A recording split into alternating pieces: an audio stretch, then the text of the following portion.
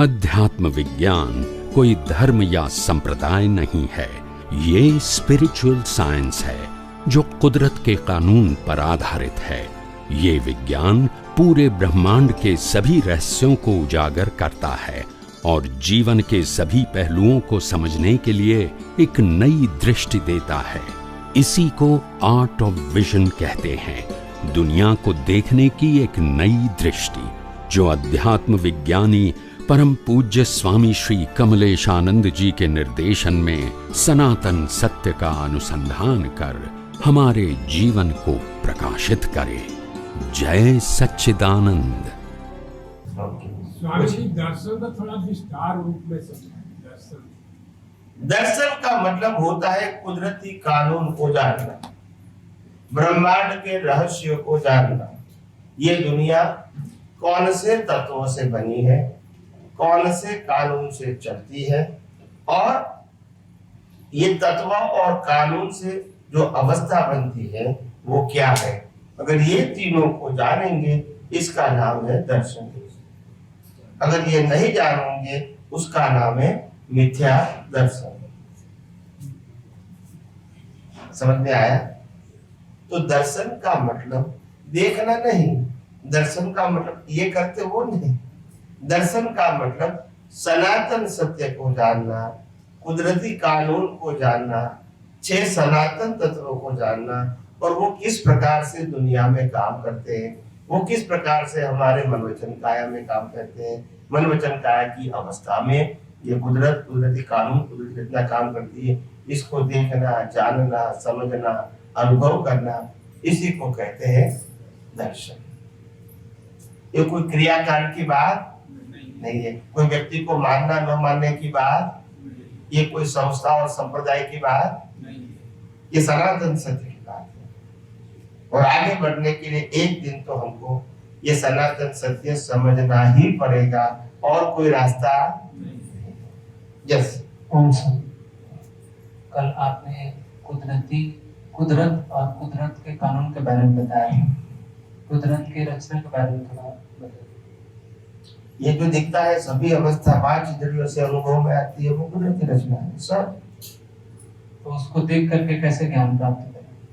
ये कुदरती रचना देखोगे तो मेरा तेरा रहेगा? बोलते नहीं है, बोलिए ना। अच्छा स्टूडेंट मिला है स्वामी। ये कुदरती रचना नहीं देखोगे तो क्या देखोगे? जैसे मैं एग्जांपल, जैसे यहाँ चेयर पड़ी है, और चेयर को अगर आपने कुदरती रचना नहीं देखा, क्योंकि ज्ञान भी नहीं है, तो आप चेयर को क्या देखोगे? चेयर है, देखिए चेयर है, फिर क्या देखोगे? किसकी है? अपनी। और दूसरे की भी हो सकती है, दूसरे की, अपनी भी हो सकती है, दूसरे की भी हो सकती है जी। फिर वो चेयर के ऊपर कोई व्यक्ति हमारे बिना, हमारी है मानो, हमारे पूछे बिना बैठ गए, फिर क्या होगा? गुस्सा है। क्यों? हमारी है बिना कुछ बैठ गए। अगर वो चेयर को कुदरती रचना देखा तो नहीं आएगा। अभी भी समझ में नहीं आया? आ रहा है, और थोड़ा स्पष्ट करें। समझ में आया जी। तो फिर कहेंगे, जैसे चेयर की मालिकी किया, फिर आपने कहा ये आपने गुस्सा किया है, या तो आपने हेल्प भी किया जी, या तो मैंने आपको हेल्प किया जी, फिर भी आपने गुस्सा किया जी, तो फिर क्या होगा? आपने किसी को हेल्प किया जी, और वही व्यक्ति आपके ऊपर गुस्सा करती है जी, फिर क्या होगा? द्वेष होगा। गुस्सा आएगा, द्वेष होगा। द्वेष होगा जी। क्यों? तो मैंने हेल्प किया और उसने मेरे को गुस्सा किया था। जी। मगर आपने हेल्प किया और उन्होंने गुस्सा किया, दोनों को कुदरती रचना देखा तो कुछ नहीं लेगा। तो वही तो करना है। तो उससे मुक्ति कैसे होती?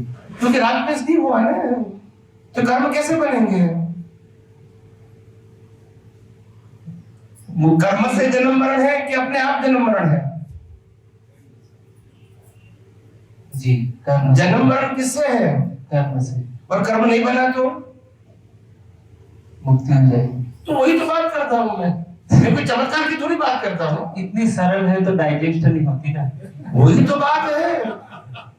ऐसा लगता है जैसे वो मुक्ति के लिए तो बहुत तपस्या करना पड़ता है। सरल भी है और डिफिकल्ट भी है, ये सब आप समझे? सरल भी है और डिफिकल्ट भी है, दोनों साथ में है। क्या बताया? सरल भी है और डिफिकल्ट भी है। सरल है समझने के लिए, मगर अनुभव करने के लिए आपको सतत सभी अवस्था में जागृति रखनी। ये मत समझो कि 7 फेरा फिरने से पत्नी मिलती है। 70 साल तक निभाने के बाद भी समझ में नहीं आती है कि मैं पति हूं कि नहीं। तो ये कोई कंडीशन की बात नहीं है। अवस्था तो हो गई, मगर अनुभूति के लिए समय चाहिए और उसके लिए हमको पास होना पड़ेगा कुदरत के एग्जाम में।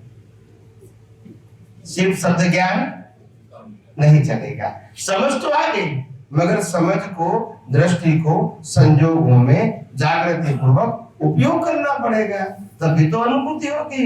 ये शब्द ज्ञान थोड़ी ज्ञान है। शब्द ज्ञान को उपयोग करोगे तभी तो टेस्ट होगा ने जी। अगर आप पढ़ाते हैं बच्चे को, मगर वो पढ़ा, आपने जो पढ़ाया है वो बच्चा क्या समझा है, और वो उत्तर पत्र में, आंसर पत्र में वो क्या लिखता है, तभी तो मालूम होगा कि वो क्या समझा है। जी। आपने पढ़ाया उसका मतलब ये नहीं कि बच्चा समझ गया जी, मगर आपने पढ़ाने के बाद बच्चा क्या समझा है, अगर वो प्रश्न पत्र का उत्तर देंगे तभी तो मालूम होगा कि वो क्या समझे हैं जी। मगर आप मानोगे मैंने तो पढ़ा लिया और वो पढ़ लिया उन्होंने, तो ऐसा नहीं है। हर बातों को प्रैक्टिकल में लाना पड़ेगा। तो ये आपको विज्ञान मिला और विज्ञान समझ में आया, वो अच्छी बात है, मगर वो उसको आत्मसात करने के लिए सभी अवस्था में वो ही समझा हुआ विज्ञान को दृष्टि से उपयोग भी करना पड़ेगा। बिना उपयोग अनुभव, और बिना उपयोग हम कुदरत के एग्जाम में पास। ज्ञान मिल गया, फिर भी राग द्वेष करते रहोगे, फिर भी कर्ता भाव करते रहोगे, फिर भी मालिक का भाव करते रहोगे, तो विज्ञान का क्या मतलब है? कोई मतलब। बस तो पाना एक बात है और पुरुषार्थ करके अनुभव करना वो दूसरी बात है। उनके लिए प्रोसेस चाहिए। तो प्रोसेस वो सतत जागृति का विषय है, और ज्ञान पाना एक संयोग है। नहीं समझ में आया? समझ में। ग्रेजुएट होना, ग्रेजुएट डिग्री वो एक संयोग है। 10-15 साल की तपस्या है पढ़ने की, मगर इसको जीवन में उपयोग करना है पैसे कमाने के लिए या तो व्यवहार में जी, तो उसके लिए तो आपको 40, 50, 60, 70 साल तक साधना करनी पड़ेगी, वही ज्ञान की, यानी उपयोग करना पड़ेगा। तभी आपको मालूम होगा कि मैं जानता हूँ वो सही है कि नहीं, या मेरे काम में आता है या नहीं। उपयोग करना तभी मालूम होगा ना जी। अगर उपयोग नहीं करोगे तो नहीं मालूम होगा, और उसकी वैल्यू क्या रहेगी? जीरो। अगर मैं डॉक्टर बन गया, मेरे को डिग्री मिल गई जी, ठीक है, मैं MBBS बन गया, फिर मैंने क्या कहा, गोल्ड सिल्वर की दुकान खोल दिया, अभी क्या करूंगा? डॉक्टरी ज्ञान खत्म नहीं, मतलब वैल्यू क्या रही जीरो जी। तो मैंने डिग्री प्राप्त किया मेहनत करके, वो करेक्ट है, मगर जो डिग्री का ज्ञान जीवन में काम में नहीं आएगा तो उसकी वैल्यू क्या है?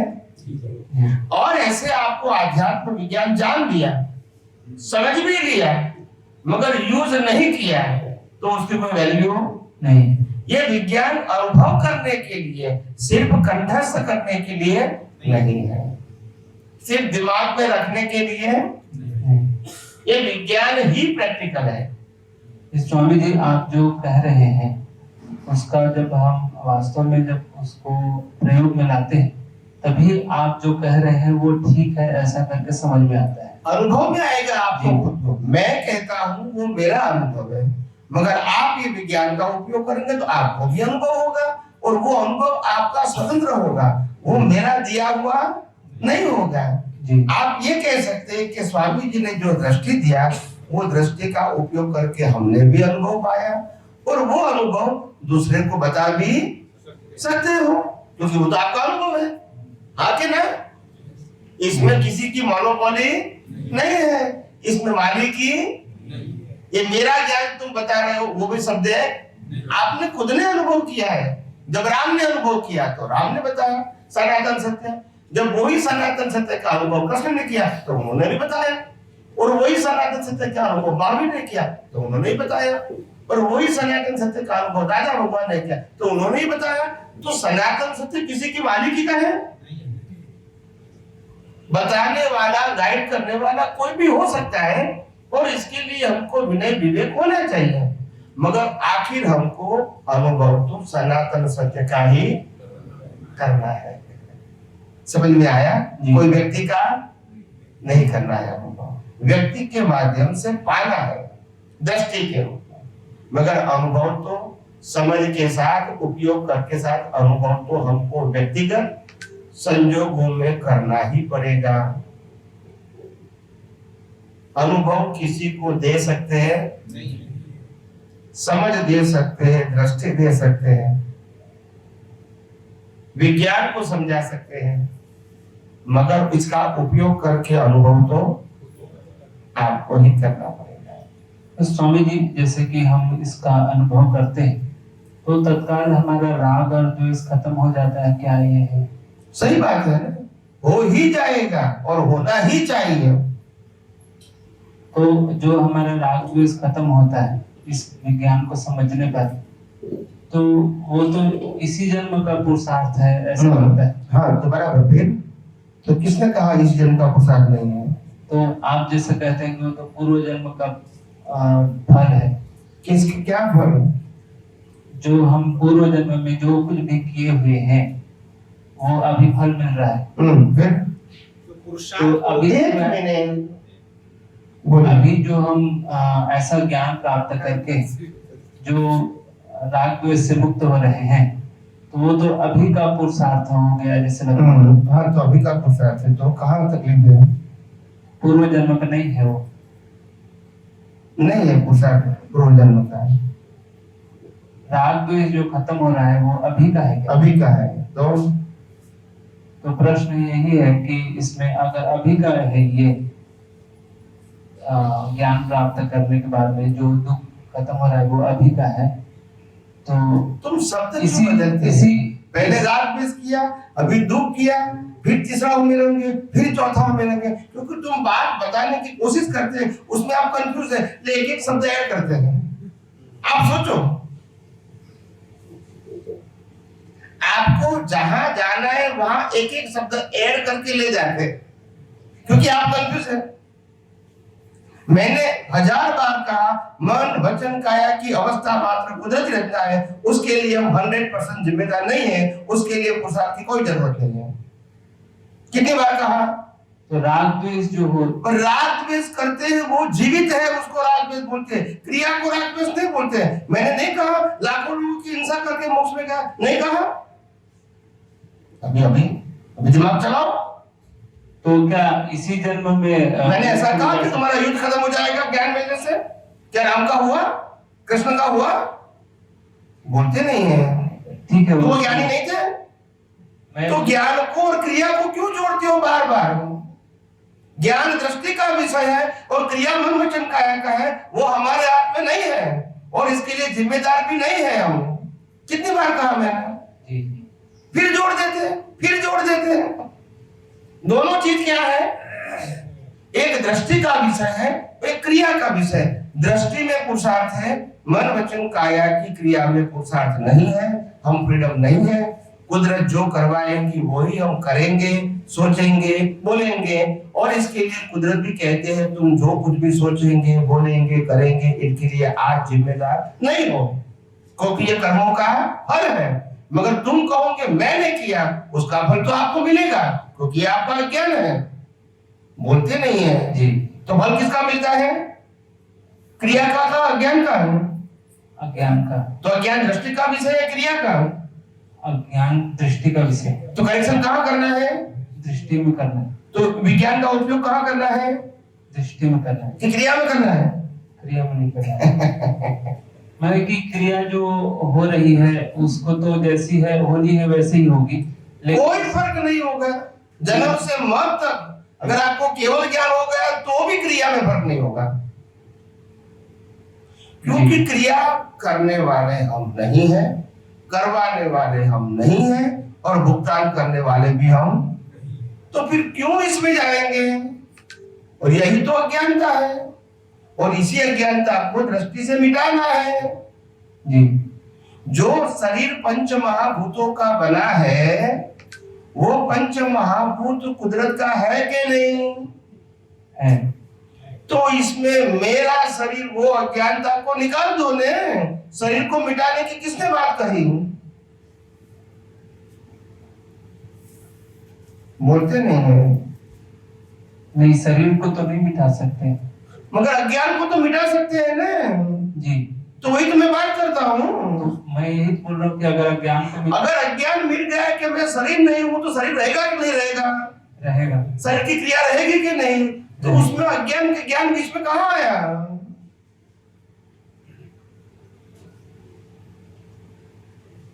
जी। अभी भी समझ में नहीं आया? आ रहा है थोड़ा थोड़ा जी।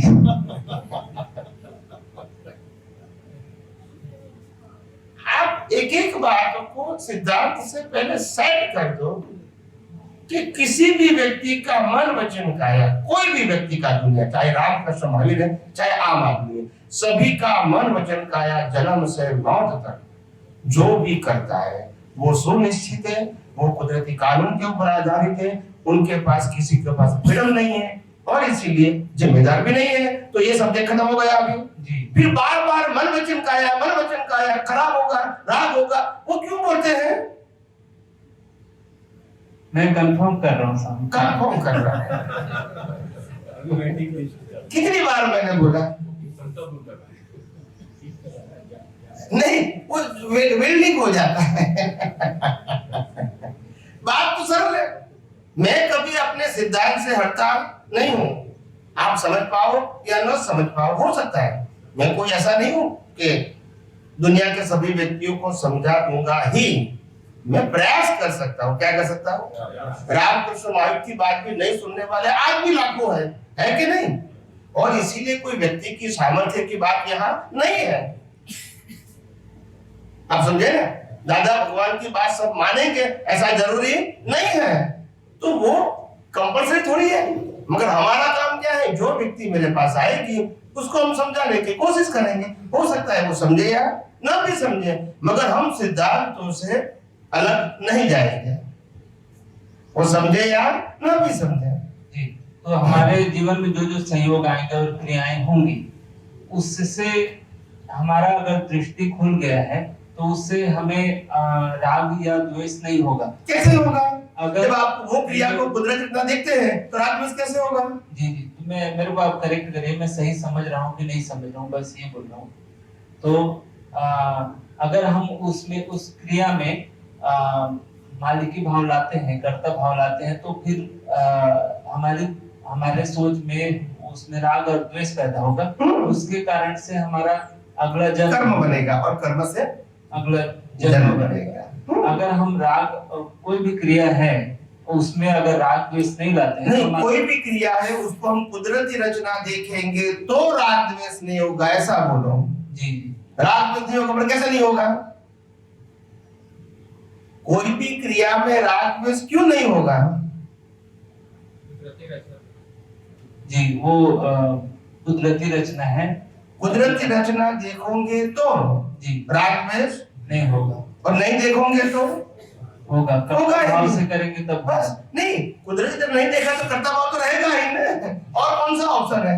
जी। अगर कुदरती रचना नहीं देखेगा तो और कौन सा ऑप्शन है आपके पास? मैंने किया तुम यही रहेगा ना, जी मेरा है तेरा है यही रहेगा ना। जी तो ये रहेगा तो राग द्वेष तो होगा ही। जी। तो राग द्वेष को मिटाने के लिए मालिकी भाव और कर्ता भाव की दृष्टि को खत्म करना पड़ेगा। जी। और वो खत्म करने के लिए मन वचन काया की सभी अवस्थाओं को और सभी व्यक्तियों के साथ की अवस्थाओं को कुदरती रचना देखना ही पड़ेगा, और कोई ऑप्शन नहीं। अगर आपको अज्ञान मिटाना है, राग द्वेष नहीं करना है, कर्म बंध नहीं करना है, जन्म मरण नहीं करना है, तो सभी अपने मन वचन काया और दुनिया के सभी मन वचन काया की अवस्थाओं को, साधनों को, संबंध सत्ता संपत्ति को कुदरती रचना ही देखना पड़ेगा, और कोई ऑप्शन नहीं। तो इस काम को हर पल करना पड़ेगा, इसका मतलब काम का मतलब दृष्टि, जी। फिर काम को फिर क्रिया में लगा दूंगे। तो इस दृष्टि को हर टाइम उपयोग करना, ध्यान में रखना पड़ेगा जी। हर मन वचन काया की जो अवस्था है क्रिया की, उसमें ये दृष्टि का उपयोग करना पड़ेगा जी। और उसी का नाम पुरुषार्थ का है, इसी का नाम पुरुषार्थ है। अब बाहर में जो हम मेहनत करते वो हैं पुरुषार्थ नहीं है,